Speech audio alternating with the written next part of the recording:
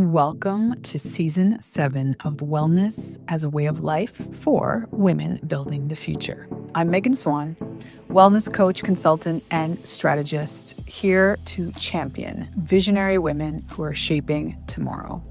This season, we dive into holistic wellness practices, mindset shifts, and real life stories from women who are leading change in tech, entrepreneurship, and beyond. My mission is to help you integrate wellness into every facet of your journey, so much so that it feels like a way of life. So you can show up as your most vibrant and impactful self. You can be a part of the movement by subscribing to my Substack for exclusive wellness tools, inspiring interviews, and a thriving community of future builders. There is a free and soon-to-be paid option launching this fall. And if you enjoy this episode, share it with a friend who's building the future too. Welcome back to the pod. Today's conversation is one I've been looking forward to for a while. Our guest, Samantha Diamond, is the co-founder and CEO of Bird&Be, a company that's completely reimagined what fertility support can look like. Sam's story isn't just about building a business, it's deeply personal. After being diagnosed with PCOS early in life and later experiencing pregnancy loss, she found herself navigating a fertility journey marked by anxiety, confusion, and costs that felt almost prohibitive. Rather than accept that experience as inevitable, Samantha drew on her expertise running a successful PR agency for leading beauty brands and asked a powerful question. What if fertility support could be accessible, evidence-backed, and yes, beautifully designed? The result is Bird&Be, an 8-figure business that's grown 100% year over year with a 75% subscription revenue and more than 40,000 orders shipped. I love that you call it fertility desserts. I'm curious to hear more about that. Today, we're talking about the intersection of personal pain and turning that into purpose, what it takes to build a modern wellness brand that actually serves people's needs, and how Sam is changing the conversation around fertility for both men and women. Welcome to the show. Let's get into it. So much for having me. And thanks for everything you are doing to share really important conversations like this about our own health as women. Yeah, well, I feel like it's becoming more and more sort of commonplace to hear these conversations, but I think it's been such a long time coming that, it's not, there's never too much, especially around normalizing these things that so many women are struggling with. And for, arguably decades, we're largely struggling in silence. So we don't need to go down the whole journey of your personal pain, but I'd love for you, if you could kind of speak to any sort of catalyst moments that there were for you that, instead of thinking like, this really sucks, it's like, no, I'm going to solve this problem. Yeah. I mean, there's so many, but I think kind of the original spark ties to exactly what you just said of like, this really sucks, but how can we make this not suck for other people? My previous job before Bird&Be was running a PR and marketing agency in the beauty space. So I was working with all the big beauty brands, hair care, skincare, makeup. And at the same time, I was going through my fertility journey, and I was accessing, doctors and naturopathic specialists, and I was taking medicine and I was taking supplements. And it was all very confusing. I was shopping the drugstore aisle and looking up and down for all kinds of different products, and they were definitely horribly packaged as compared to what I was used to working with in my day to day. And there was so much to understand. And I'm actually married to a fertility doctor. So I have this doctor in my pocket that nobody else has access like this. And I still was confused. And there was still so much out of his scope, especially in the naturopathic medicine, that, he was like, well, I'm not the expert. There's other experts. And so I'm trying to learn this basically a new language. And I'm thinking as I'm at work every day, the beauty industry has taught women so much about science. Like, we know what we need to use for our hair. We know what we need to use on our skin. We know if we have dry skin, we need this. And if we have curly hair, we need this. And we know, what ingredients to avoid. Why do we not have the same level of education around our reproductive health? And like, why are we just learning about this when there's a problem, as opposed to learning about how to be proactive? And it was kind of in this process of really what I was going through. Like, I had gone through pregnancy loss. I was really, really struggling. And I kind of thought, like, if we can do this for beauty, we can do this for our reproductive health. And that was one of the initial moments where I decided, like, I think it's time to make a bit of a career shift and use what I've learned in beauty and apply it to reproductive health and fertility. And that was the first push, really. There's so much I want to dive into there. So first of all, we share being married to medical specialists, and I think understanding from that perspective, how specialists are often very humble in what they don't know, and what what need to know what they don't know, and where they need to draw in other expertise. So I love that, and I also am just so curious, like what are the products, and the subscription, and how sort of like pre proactive and preventative are they in terms of, is this something women should be looking at years before? Because I have lots of thoughts on that too, but I want to hear your side and the product design. So I would say our first product, even before we had a physical product, was education. We launched education before we launched any of our tests or our supplements. And all of our education is provided by doctors and very specific specialists within their specialty. So you have fertility doctors, OBGYNs, naturopathic doctors, urologists, embryologists, nurse practitioners, like you name it. If it relates to a specific part of the journey, we have the medical professional to go with it to deliver the education. And so that's where we started. And we believe truly that we need to take it upon ourselves as a brand and as a company to help people navigate this journey from a very, very early stage, really, really early. I'm talking like in your 20s, we should be learning about our cycle so that we can actually get ourselves in front of the right specialists earlier than we would have otherwise without this information. And after we launched education a few months in, we were able to start launching our physical products, which is our tests and our supplements. And our at-home tests, so we have 4 of them right now. We have an at-home sperm test, which is the coolest thing ever. And we've got 3 tests for females: an ovarian reserve screening test, an ovulation test, and a pregnancy test. And what most of these tests are intended for is what we call fertility red flags. So these are tests that can be done, again, at home. You don't send off anywhere for the results. Yes, the sperm test can actually be done at home with results in 15 minutes. Wow. Right away if you've got an issue. And these tests are intended to be that opportunity for folks to get proactive. So you can be testing things like your ovarian reserve, so the quantity, the number of eggs. You can be doing that in your 20s. You can be testing your sperm right as soon as you decide we're going to start thinking about trying to have a baby, instead of waiting, a year or two in the journey where you've been struggling and trying. Likely the female partner has been doing a lot of things on her end, only to find out, a year or two in, that the male actually needs additional clinical support. And unfortunately, as you know, for women, time is a really expensive currency when it comes to fertility. And we cannot necessarily afford to be waiting a couple years into the journey only to find out there was something we should have known years earlier, because we want to get in front of that doctor as soon as possible. Egg quality declines with age. And so we want to get we want to get those eggs as early as we can if your treatment does involve IVF or egg preservation or embryo preservation as well. So the tests are intended to be proactive, at home, easy, accessible ways for people to get this information as early as possible in their journey. And I mean, do you feel like I'm surprised that maybe, how should I word this? I would assume that most couples at this point, are fairly team oriented in this issue. Is that not really the approach? I think we're getting there. I think we are getting to a place where males are starting to talk more about fertility. The data is what's showing that it does need to be a team sport, because the number one reason heterosexual couples in Canada sought IVF the past 2 years was male infertility. And it is number 2 in the US behind egg and embryo banking. And so it's a real problem. The embryo is 50-50.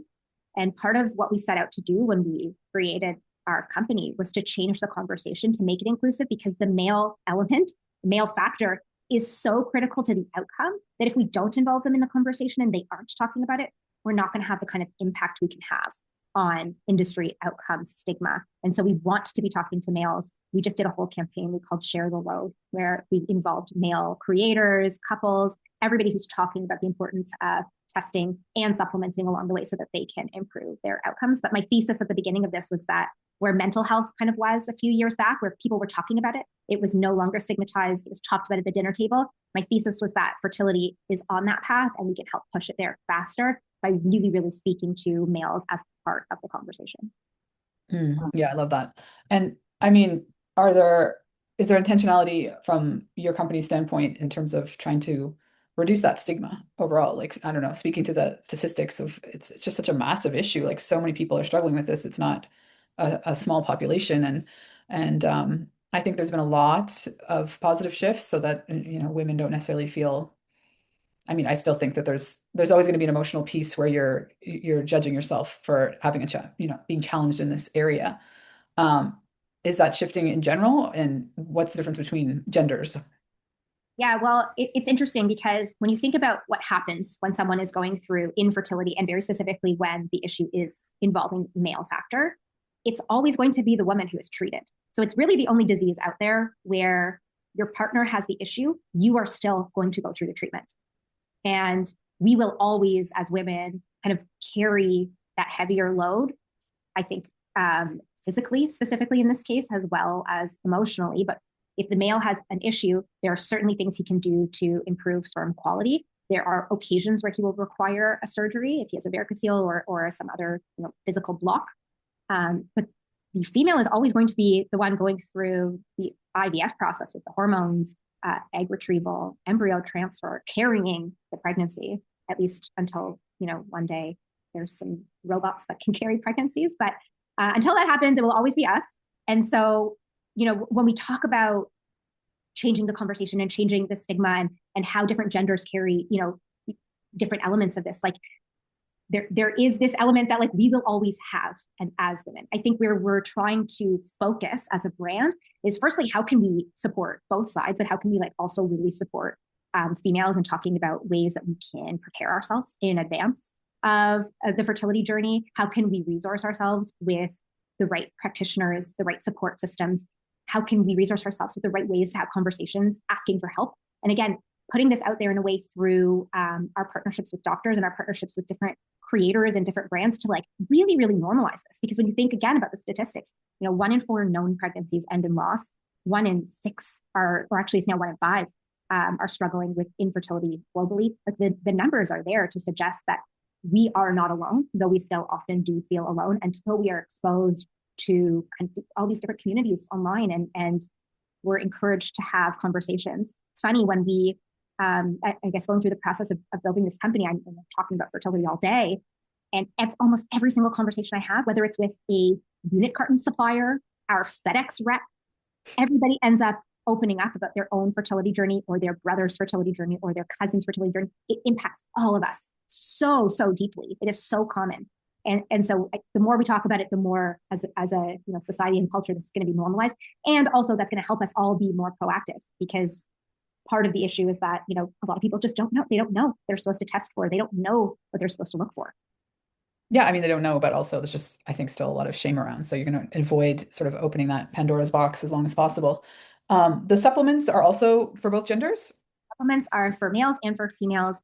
And this is what actually has an impact. And we've shown that it has a clinical impact. So we actually just presented our second study at a conference a couple of weeks ago on the male fertility products. So we were able to, across 2 different studies, show that males who start off with male infertility diagnosis, they take the supplements over the course of 3 months and they're retested semen analysis. We were actually able to show such a significant improvement in sperm motility and sperm morphology as well, just from the oral antioxidant therapy. So just from taking the supplements, you can see a significant improvement, and you can actually see it start to pretty significantly improve in just 30 days.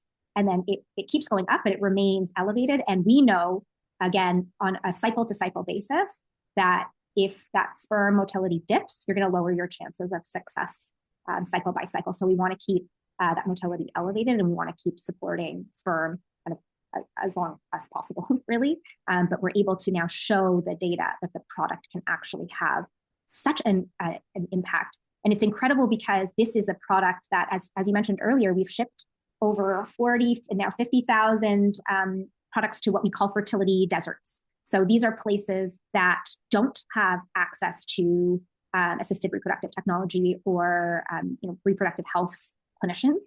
And it's a pretty significant population across Canada and the US. About 20% of Canadians are rural and remote, and it's actually 40% of US females of reproductive age don't have access to this kind of care. So being able to ship that many orders just to the deserts, the deserts alone, is so significant because the people don't have to leave their house to to get these tests, to get these supplements. They can get the care and the education at home as a starting point. And then again, what we're intending to do is to educate them with these tests and kind of our various platforms of education, so that if there is a problem, they know they can't put off an appointment. They know they've got to make that effort. And even if the clinic's kind of like a day away, or, you know, you've got to take the time to actually go, because putting it off isn't going to be helpful. And this research that you just finished, it's essentially using your own tests to determine like what was the shift in 3 months. That's so amazing. Yeah, so that was the second study. The first study we did at a fertility clinic, where they used the in-clinic semen analysis machine, like the big, huge machinery that they have in clinic. And the second study was on a month-over-month basis using the at-home test results. And so we were able to show through both improvement, and then obviously the month-over-month one, you can see month by month how the improvement happens. It's kind of cool. I think for guys, it's a little bit fun. Like, you can take the home, you can watch your score go up. It's like a video. You get a video of your moving sperm on the results. My goodness. So you can kind of look at it. I have to connect you with my a friend of mine who's a founder. She's created the Canva for video games, and she can create you a little video game too, so you can demonstrate on, because I think that's hilarious. I mean, in a good way. Oh my God. Gamifying, always good, especially with our beloved men. I'd love to know the recommendations that you suggest, like in complementing the supplements, because of course, you know, they're, I'm sure, an amazing boost, but there's probably some, you know, key lifestyle things that boost it even further. Yes, absolutely. So supplements are supplements, right? They're supplementary to everything else you're doing. And the way that our doctors formulated them, because these were actually formulated by fertility doctors. So literally the people whose job it is to get people pregnant said, this is what we need in the supplement. And they're supplementing your diet and lifestyle and common nutrient gaps, as well as across subfertile populations, there's certain nutrients and antioxidants that tend to be lower. So we want to go like clinically dosed supplemental nutrients on some of those, like a B12, choline, DHA, iron. Those kinds of things need to be a little bit higher in our supplements, but they are meant to be a part of what we call the fertility puzzle. So you need to be eating a diet that is reliant on whole foods. The Mediterranean diet's what's been studied in the fertility space to be the best possible option. That doesn't mean that you need to cut out all of like your favorite, you know, sweet foods, or, you know, the occasional drink here and there for some people who really like their glass of wine. Like, you're not meant to be deprived of the joy that, you know, comes with an amazing meal. But for the most part, you know, we should be eating Mediterranean diet, whole foods, making sure that we are prioritizing fresh fruits and vegetables and fish and meat if you're eating meat. And if you're not, making sure you're getting your protein sources through other forms, so that we can, you know, stay strong. As women, it's very important that we have strong bodies, because pregnancy is a sport and we need to be strong for it. And then the other pieces that, again, these are all, you know, evidence-based lifestyle medicine. We need to be sleeping 7 to 9 hours a night. If you aren't sleeping, you've got to talk to your doctor about ways to support a good night's sleep. Obviously, for the women who might have young kids who, you know, have, you know, other sleep challenges and they're trying for another baby, it's going to be a little less easy to prioritize sleep. We've got to do our very best, because that is really the foundation. That's like how our body resets. It's when our hormones are made to make sure we're sleeping. We have to make sure that we are moving our bodies every single day. Every day, we need to be moving our bodies. We need to be aiming for those 10,000 steps. And as women, we need to be lifting heavy weights 2 to 3 times a week. It is very important. It's so important for anybody struggling with PCOS. Lift those heavy weights.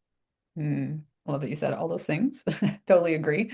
And I never heard anyone call pregnancy a sport. I do with my clients who are often birthing babies simultaneously with their empires, talk about how it's really preparing for a marathon, both the pregnancy itself and the actual birth. So I love that you use that analogy.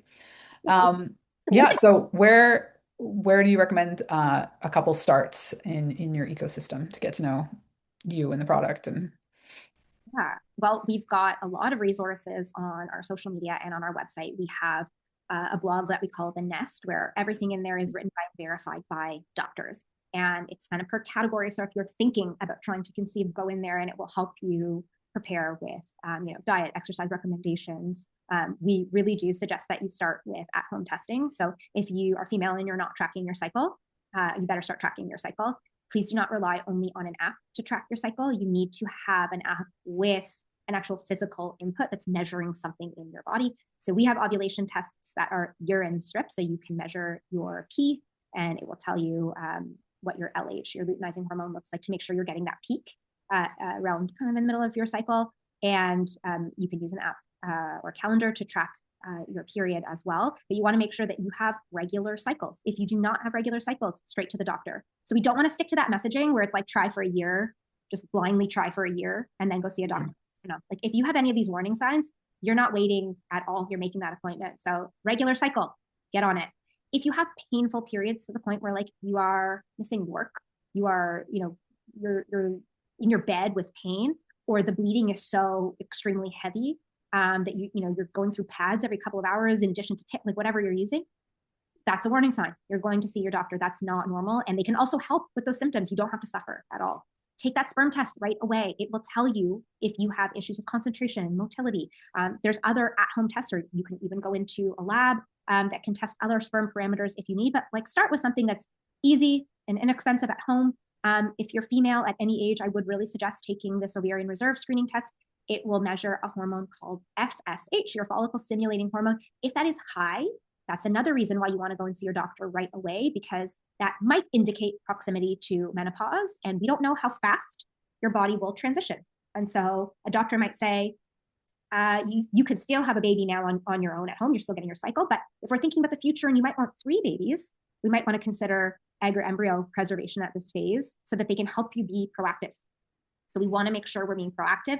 And many, many fertility clinics these days will do a fertility workup in clinic.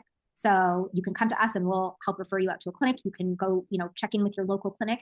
Often we don't even need your GP to refer you. A lot of fertility clinics will take self-referrals now. So you can go in for that initial workup to just make sure everything looks good as you start to think about trying to conceive.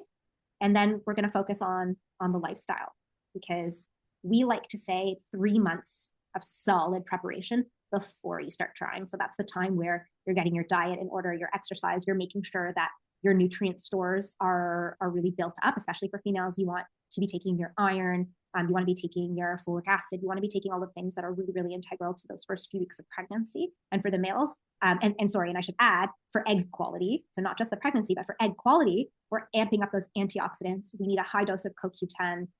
We need other antioxidants like vitamin E and acetylcysteine. And it's the same for the males. We're amping up our nutrient stores, our micronutrients, and our antioxidants to make sure your sperm quality is at its best, because now all the research is showing that baby's health is impacted by male health at the time. Mm-hmm.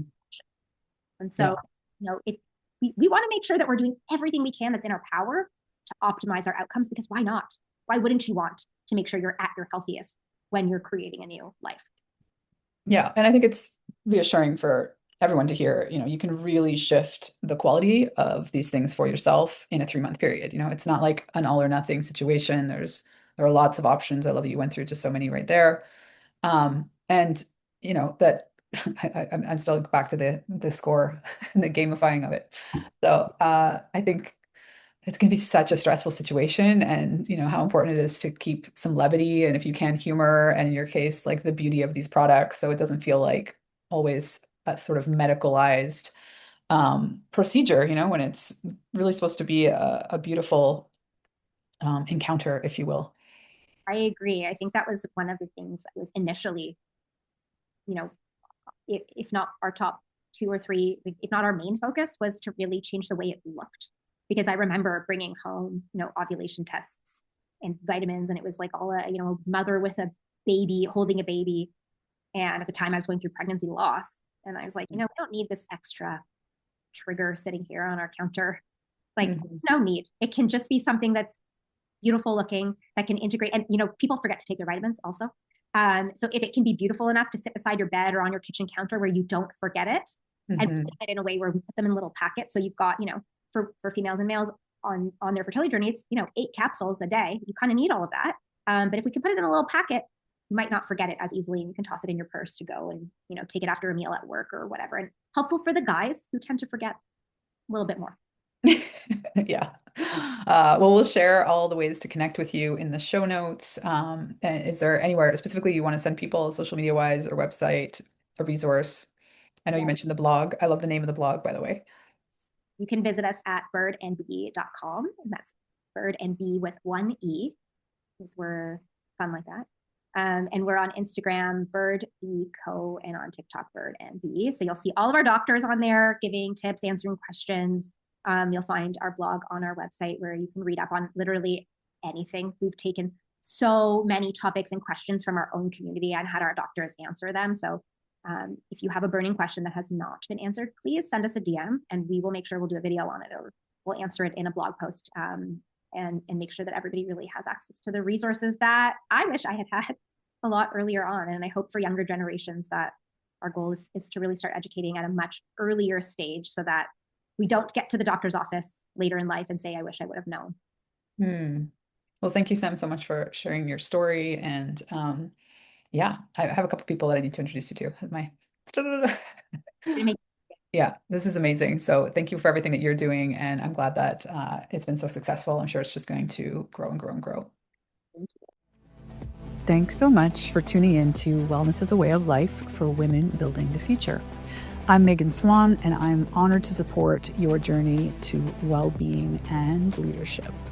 For more insights, resources, and connections, subscribe to my Substack through the link in this episode. It is your go-to hub for wellness strategies, and there's free and premium content. Let's keep building a brighter, healthier future together. Until next time, take care and lead well.